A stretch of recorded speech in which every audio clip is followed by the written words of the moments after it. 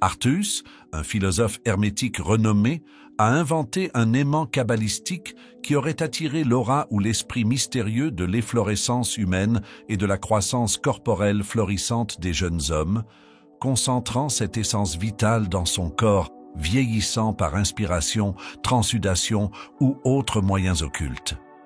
Bien que cela paraisse absurde, ce n'est pas totalement déraisonnable lorsqu'on le considère avec sympathie.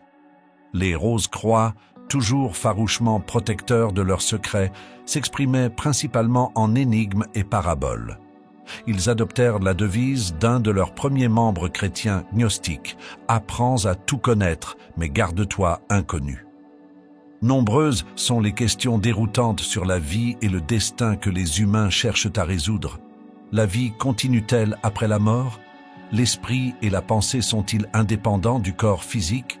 Les humains possèdent-ils des facultés supérieures à celles qu'ils utilisent quotidiennement? Et si oui, comment peuvent-elles être éveillées? Les Rose-Croix ont leurs racines dans les enseignements anciens des Atlantes qui ont transmis leur savoir aux premiers Égyptiens. Ce savoir a été transmis jusqu'à nos jours, à la fois par la tradition et par des écrits. L'ordre, tel que nous le connaissons aujourd'hui, a été fondé en Europe au Moyen Âge. Son but était d'enseigner le côté ésotérique du christianisme et d'introduire la science et la philosophie des mystères orientaux en Europe sous une forme accessible aux esprits occidentaux. Au fil des siècles depuis le Moyen Âge, ils ont accumulé une immense quantité de connaissances. Ce savoir s'est avéré pratique, et ce qui ne peut être appliqué en pratique a été archivé comme enseignement mystérieux et traité philosophiquement plutôt que scientifiquement. Les Rose-Croix, à l'instar des francs-maçons, croient en un architecte suprême de l'univers. Cependant, dans le sens rosicrucien, le terme « univers » se réfère seulement à un soleil avec ses planètes accompagnatrices. Les Rose-Croix utilisent le terme « cosmos » pour désigner les millions d'univers existants dans l'espace. Le souverain et guide de tous ces univers est un architecte suprême ou une conscience absolue. Il ne croit pas que ce souverain suprême accorde des faveurs à chaque être individuel qui les demande. Il reconnaît que le suprême a doté les êtres humains de facultés et de pouvoirs inhérents qu'ils peuvent utiliser pour surmonter les difficultés que leur ignorance peut engendrer. Les Rose-Croix croient qu'il est possible de communiquer avec des êtres supérieurs, mais seulement pour ceux qui ont évolué leur conscience à un niveau élevé. De tels êtres n'auraient pas besoin de se manifester dans le monde physique, mais ils peuvent encore communiquer avec ceux qui sont spirituellement réceptifs.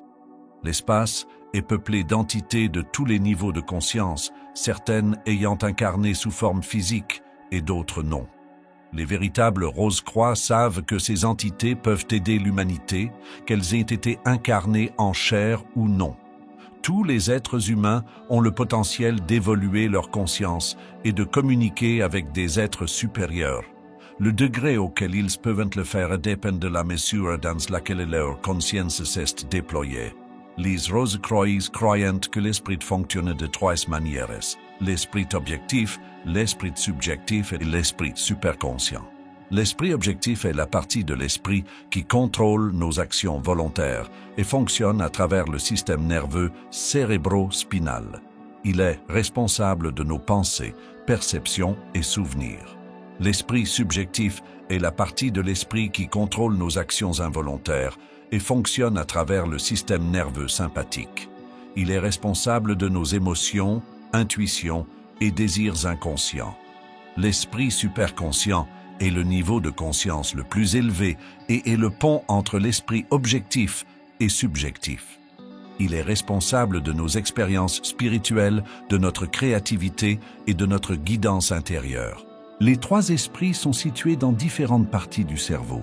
L'esprit objectif dans le cerveau, l'esprit subjectif dans le cervelet et l'esprit superconscient dans la moelle allongée. Le cerveau est responsable de notre conscience du moment présent, le cervelet de nos expériences passées et la moelle allongée de notre passé, présent et futur. L'esprit superconscient est le sommet de la conscience. Les esprits objectifs et subjectifs gouvernent le corps et l'âme, tandis que l'esprit superconscient est le canal par lequel l'esprit s'exprime. Les Rose-Croix croient que les humains sont composés de corps, d'âme et d'esprit. La clé pour résoudre les problèmes de la vie et du destin réside dans la compréhension et le développement des trois esprits en un. C'est un processus complexe, mais essentiel pour ceux qui souhaitent vivre leur vie pleinement et atteindre leur véritable potentiel. Les trois esprits sont l'esprit objectif, l'esprit subjectif et l'esprit superconscient. L'esprit objectif est l'esprit rationnel que nous utilisons pour penser, analyser et prendre des décisions.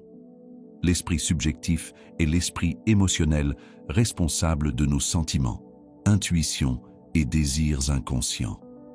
L'esprit superconscient est le niveau de conscience le plus élevé et est le pont entre les esprits objectifs et subjectifs. Il est responsable de nos expériences spirituelles, de notre créativité et de notre guidance intérieure. Afin de développer les trois esprits en un, nous devons d'abord apprendre à les comprendre et à les contrôler individuellement.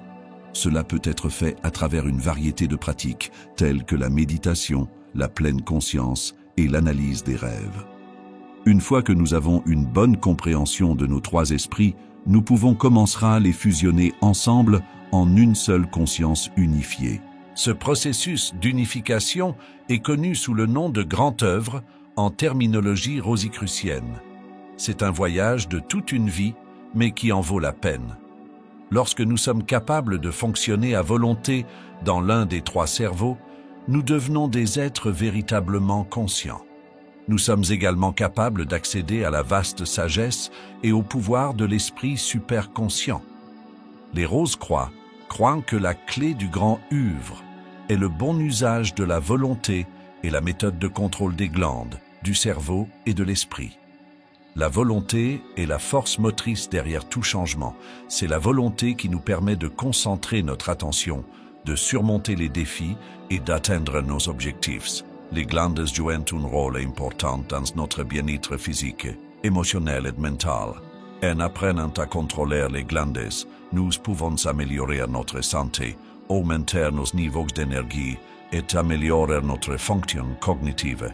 Le cerveau est l'organe physique à travers lequel notre conscience s'exprime. En apprenant à contrôler le cerveau, nous pouvons améliorer notre concentration, notre mémoire et nos compétences en résolution de problèmes. L'esprit est la somme totale de nos pensées, émotions et expériences. En apprenant à contrôler l'esprit, nous pouvons atteindre une plus grande paix intérieure, une clarté de pensée et une stabilité émotionnelle. Les Rose-Croix enseignent que le grand œuvre n'est pas seulement un voyage personnel, c'est aussi un moyen de servir l'humanité et de rendre le monde meilleur. Lorsque nous sommes capables de vivre notre vie en harmonie avec nos trois esprits, nous devenons des individus plus compatissants, compréhensifs et aimants. Nous devenons également des agents de changement plus efficaces dans le monde. Le mystère de la Trinité n'est pas caché en dehors de nous, il est en nous, dans nos organismes physiques. La nature fonctionne de manière tripartite, et le travail de l'occultiste est d'unir ses pouvoirs déployés à ceux de la nature supérieure. En faisant cela, ils apprennent le secret de la vie et de la mort, qu'il n'y a pas de mort dans le grand cosmos de Dieu, mais seulement un progrès d'un état de matière à un autre. L'occultiste apprend que l'esprit peut exister en dehors d'un corps physique et peut se lier à d'autres entités, incarnées ou non. Le temps devient une illusion pour eux, car ils perçoivent qu'il n'y a que la durée, une vie infinie partout, du plus petit microbe au plus grand des mondes. Lorsque l'occultiste a correctement déployé les facultés qui sommeillent en eux, un monde de magie s'ouvre à leur esprit. Ils voient comment ils peuvent consciemment provoquer des changements en eux et autour d'eux, comme ils le désirent ou le veulent. Le chemin vers cet épanouissement n'est pas facile, mais il est possible pour ceux qui sont prêts à suivre la formation nécessaire. Cette vidéo est destinée à ceux qui croient au pouvoir de l'occulte. À ceux qui ne le font pas, nous disons, Apprenez-en plus sur votre propre cerveau. Il y a beaucoup de potentiel en lui. Ne pas emprisonner ceux qui cherchent une expression extérieure. Si vous voulez en savoir plus sur la connaissance cachée, cette prochaine vidéo parle précisément de cela.